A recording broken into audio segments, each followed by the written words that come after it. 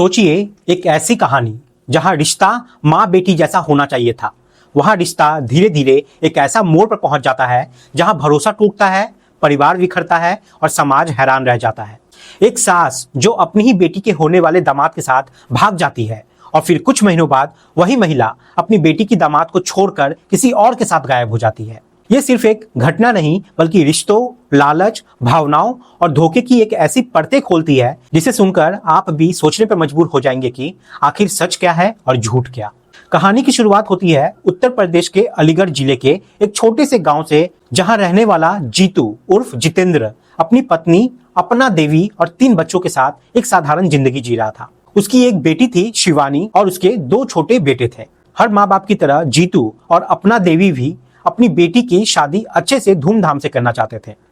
काफी तलाश के बाद उन्हें राहुल कुमार नाम का एक लड़का मिला जो पास की ही गांव का रहने वाला था।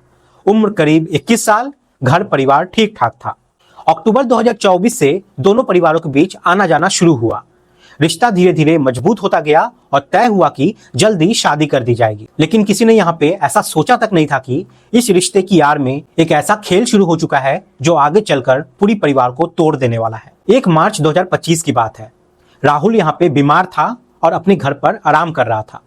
तभी उसकी होने वाली सास अपना देवी ने अपने पति से कहा कि वे राहुल को देखने जाना चाहती है। पति ने भी बिना किसी शक के उसे जाने दिया। लेकिन यही वो दिन था जहां से कहानी ने एक खतरनाक मोड़ लेना शुरू किया। अपना देवी राहुल के घर पहुंची और जो मुलाकात सिर्फ हालचाल पूछने के लिए होनी चाहिए थी, वो धीरे धीरे नजदीकियों में बदलने लगी। बातचीत, हंसी मजाक और फिर कब दोनों एक दूसरे के इतने करीब आ गए कि सारी सीमाएं टूट गई। और बताया जाता है कि उसी रात दोनों के बीच शारीरिक संबंध भी बन गए। ये रिश्ता यहीं खत्म नहीं हुआ, बल्कि अगले 5 दिनों तक अपना देवी वहीं रुकी रही अपने दामाद के घर पे। घर वालों को लगा कि वे दामाद की सेवा कर रही है, लेकिन असलियत कुछ और ही थी। इस दौरान दोनों के बीच एक ऐसा जुड़ाव बन गया जिसने हर रिश्ते की मर्यादा को तोड़ दिया। वक्त यहाँ पे बीतता गया और 1 महीने बाद 2 अप्रैल 2025 को दोनों परिवारों ने रोका करवा दिया लड़का और लड़की का। अब शादी की तारीख यहाँ पे 16 अप्रैल तय हो गई।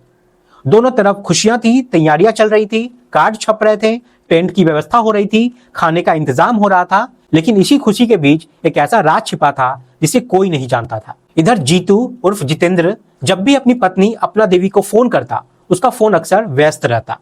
बाद में पता चला कि वे रोजाना 10 से 12 घंटे अपने दामाद राहुल से ही बातें करती रहती है। लेकिन परिवार को यह सब सामान्य लगा। फिर आया 6 अप्रैल 2025 का दिन, जो इस कहानी का टर्निंग पॉइंट बन गया। उस दिन जीतू घर पर था और अपनी बेटी की शादी की तैयारियों में लगा था। तभी अपना देवी ने उसे कहा कि वे अपनी बहन के घर जाकर शादी का कार्ड दे आए।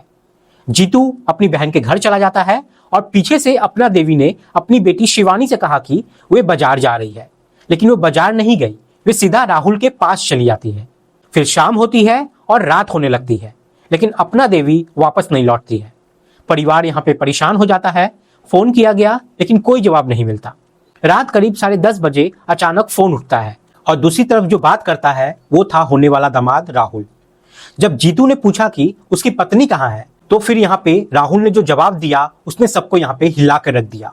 उसने कहा कि वो मेरे साथ है और अब वो मेरे साथ ही रहेगी। ये सुनकर जीतू के पैरों तले जमीन खिसक गई। राहुल ने यहाँ पे आरोप लगाया कि अपना देवी को उनके घर में परेशान किया जाता था और अब वो उसे अपने साथ लेकर जा रहा है। और इसके बाद वो अपना फोन बंद कर देता है। यहाँ परिवार टूट चुका था। बेटी शिवानी के सपने चकनाचूर हो गए थे और गांव में ये खबर आग की तरह फैल गई थी कि एक सास अपने ही होने वाले दामाद के साथ भाग गई है। मामला पुलिस तक पहुंचा, रिपोर्ट दर्ज हुई और सोशल मीडिया पर यह खबर तेजी से वायरल होने लगी। करीब 15 अप्रैल 2025 को राहुल और अपना देवी खुद थाने पहुंचे। उन्होंने साफ कहा कि वे दोनों अपनी मर्जी से साथ हैं और किसी ने यहाँ पे कोई पैसा या जेवर नहीं चुराया है। क्योंकि दोनों बालिग थे, इसलिए पुलिस भी यहाँ पे कुछ खास नहीं कर पाई और उन्हें जाने दिया गया। लेकिन इस फैसले ने एक बेटी की जिंदगी पूरी तरीके से बदल के रख दी। शिवानी की यहाँ पे शादी टूट गई, समाज में उसकी बदनामी हुई और उसके सपने भी यहाँ पे अधूरे रह गए। उधर शिवानी के पिताजी जीतू कुछ समय बाद दूसरी शादी कर लेते हैं, लेकिन जो घाव इस घटना ने उन्हें दिए थे वो शायद कभी भर ना पाए। अब यहाँ कहानी यहीं खत्म नहीं होती, असली मोड़ अभी बाकी था। क्योंकि जिस रिश्ते के लिए अपना देवी ने सब कुछ छोड़ा था, वही रिश्ता कुछ महीनों में बिखरने वाला था और आगे जो हुआ उसने पूरी कहानी को एक और ज्यादा रहस्यमयी और चौंकाने वाला बना दिया। अब जहां से ये कहानी खत्म होती लग रही थी, असल में वहीं से इसकी न्यू शुरुआत होती है, क्योंकि जिस रिश्ते के लिए अपना देवी ने अपना घर, अपनी बेटी, अपना परिवार सब कुछ छोड़ दिया था, वही रिश्ता अब धीरे धीरे टूटने लगा था। राहुल और अपना देवी दोनों थाने से निकलने के बाद कहीं दूर चले जाते हैं। बताया जाता है कि दोनों बिहार के सीतामढ़ी इलाके में जाकर रहने लगते हैं। वहां उन्होंने खुद को पति पत्नी के रूप में पेश किया और कुछ समय तक उनके बीच सब कुछ ठीक ठाक चलता रहा। लेकिन वो कहते हैं ना, जो रिश्ता गलत नींव पर खड़ा होता है उसमें दरार आने में ज्यादा वक्त नहीं लगता। शुरुआती कुछ हफ्तों तक सब कुछ ठीक रहा, लेकिन धीरे धीरे राहुल का असली व्यवहार सामने आने लगा। अपना देवी ने बाद में आरोप लगाया कि 1 महीने के बाद ही राहुल का व्यवहार बदलने लगा। उसने उसे घर में कैद करके रखना शुरू कर दिया, बाहर जाने नहीं देता था और जब भी वो विरोध करती थी तो उसके साथ मारपीट करता था। जिस प्यार के लिए उसने सब कुछ छोड़ा था, वही प्यार अब उसके लिए एक जेल बन चुका था। अपना देवी को धीरे धीरे ये एहसास होने लगा कि उसने बहुत बड़ी गलती कर दी है। जिस इंसान को वो अपना सहारा समझ बैठी थी, वही अब उसके लिए सबसे बड़ा खतरा बन चुका था। लेकिन अब वापस लौटना भी आसान नहीं था, क्योंकि समाज, परिवार और रिश्ते सब उससे दूर हो चुके थे। इसी बीच समय बीतता गया और लगभग 10 महीने गुजर गए। फिर अचानक 6 फरवरी 2026 का दिन आता है और कहानी एक बार फिर से पलट जाती है। उस दिन अचानक अपना देवी फिर से गायब हो जाती है। राहुल जब घर आता है तो उसे पता चलता है कि वो कहीं चली गई है। पहले तो उसे लगा कि शायद आसपास गई होगी, लेकिन जब काफी देर हो जाता है लेकिन वो वापस नहीं लौटती तो उसे शक होने लगता है। राहुल ने उसे ढूंढने की कोशिश की, लेकिन जांच में जो जानकारी सामने आई उसने सबको हैरान कर दिया। राहुल का दावा था कि अपना देवी इस बार अपने ही बहनोई के साथ भाग गई है। अब सोचिए, जो महिला पहले अपने दामाद के साथ भागी थी, वो अब अपने बहनोई के साथ भाग गई। ये सुनकर हर कोई अब दंग रह गया। राहुल तुरंत नजदीकी थाने पहुंचता है और पूरी कहानी बताता है, लेकिन पुलिस इस मामले को सुनकर कहती है कि ये उनके क्षेत्र का मामला नहीं है और उसे अपने मूल स्थान पर जाकर शिकायत करनी चाहिए। आखिरकार राहुल 11 फरवरी 2026 को अलीगढ़ के दादो थाने पहुंचता है और वहां जाकर शिकायत दर्ज कराता है।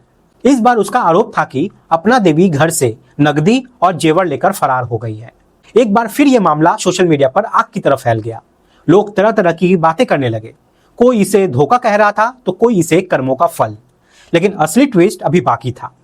12 फरवरी 2026 को अचानक अपना देवी खुद थाने पहुंच जाती है और वहां पहुंचते ही जोर जोर से रोने लगती है। मीडिया भी वहां मौजूद थी और कैमरे के सामने उसने जो कहा उसने पूरी कहानी को एक नया मोड़ दे दिया। उसने कहा कि वे राहुल के साथ अपनी मर्जी से गई थी, लेकिन 1 महीने बाद ही उसे अपनी गलती का एहसास हो गया।